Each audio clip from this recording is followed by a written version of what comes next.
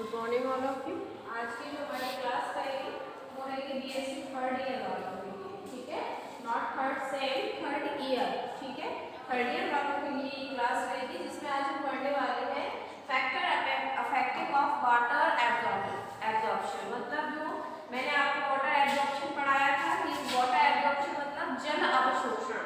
जल अवशोषण का क्या मतलब है? जो जल अवशोषण है, प्लांट द्वारा जल का अवशोषित किया जाता है उसे हम जल अवशोषण कहते हैं। तो ये मैं पढ़ा चुका हूं आपको वाटर एब्जॉर्प्शन क्या होता है, प्लांट के द्वारा वाटर एब्जॉर्प्शन कैसे किया जाता है और कितनी मात्रा में किया जाता है, कब कब किया जाता है और किन किन क्रियाओं में उस वाटर एब्जॉर्प्शन का यूज होता है। आज हम बात जानेंगे कि जो factor affecting of water absorption है, मतलब वाटर एब्जॉर्प्शन को या जल अवशोषण को प्रभावित करने वाले जो कारक हैं उनके बारे में आज हम जानेंगे कि जो वाटर एब्जॉर्प्शन है उसको कौन कौन से कारक जो है वो प्रभावित करते हैं। तो सबसे पहले आता है आपका सॉइल टेम्परेचर।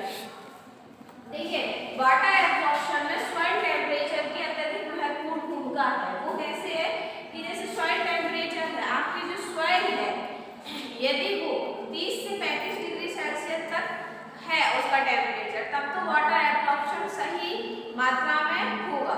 लेकिन यदि यदि सॉइल का जो टेम्परेचर है वो या तो बहुत ज़्यादा घट जाए या फिर बहुत ज़्यादा बढ़ जाए, उस स्थिति में जो वाटर एब्जॉर्प्शन की मात्रा है वो क्या हो जाती है, कम हो जाती है। मान लीजिए अभी बारिश का मौसम हो तो जल की जो टेम्परेचर, सॉइल का जो टेम्परेचर है वो क्या हो जाएगा, कम हो जाएगा।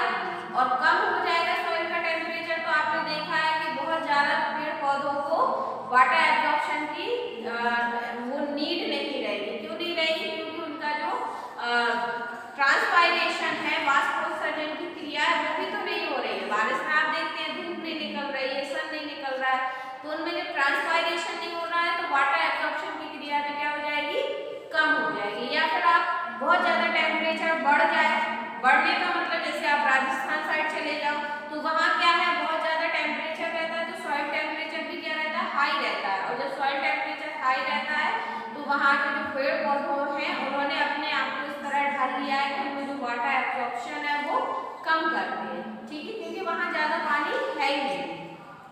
दूसरा यदि बात करें सॉइल एयर, यदि मिट्टी में एयर की मात्रा जो कम है, यदि मिट्टी में वायु की मात्रा कम है, उस स्थिति में भी जो वाटर एब्जॉर्प्शन है उसकी जो है प्रतिशत वो क्या हो जाएगा, कम हो जाएगा। यदि हम बात करें सॉइल वाटर, यदि सॉइल में वाटर की मात्रा क्या है, कम है या बहुत ज़्यादा अधिक है, ऐसी स्थिति में भी जो वाटर एब्जॉर्प्शन है वो उसको प्रभावित करता है। क्या प्रभावित करता है? सॉइल वाटर, सॉइल में जो पानी की मात्रा पाई जा रही है वो वाटर एब्जॉर्प्शन को क्या करती है, प्रभावित करती है।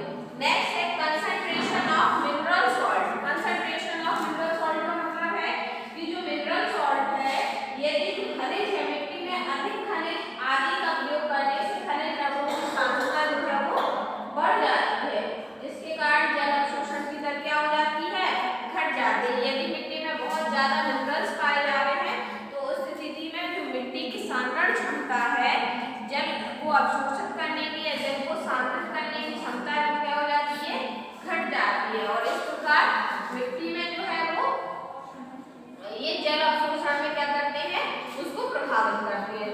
Seasonal changes in water contents of plant. Seasonable changes मतलब जो सीजन होता है, ऋतु परिवर्तन से भी जो है वाटर एब्जॉर्प्शन की जो क्रिया है वो प्रभावित होती है। जैसे जब गर्मी का टाइम आएगा तो वाटर एब्जॉर्प्शन अपने आप ही ज्यादा होगा। क्यों होगा गर्मी के टाइम में ज्यादा?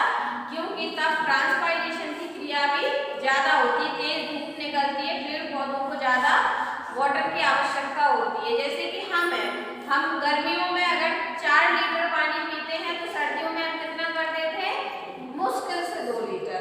क्यों? क्योंकि हमें पसीना नहीं आ रहा है, हमें ट्रांसपायरेशन, हमारे उसमें भी वो नहीं हो रहा है, पसीना नहीं आ रहा है, तो हमें उससे क्या हो रहा है, हमें एनर्जी नहीं मिलती, तो हम पानी उसको पीते हैं। गर्मियों में ज़्यादा हमें लगता है, ऐसे पेड़ पौधों में भी क्या है, वाटर गर्मियों में उनको ज़्यादा नीड होती है, ठीक है, अपना प्रकाश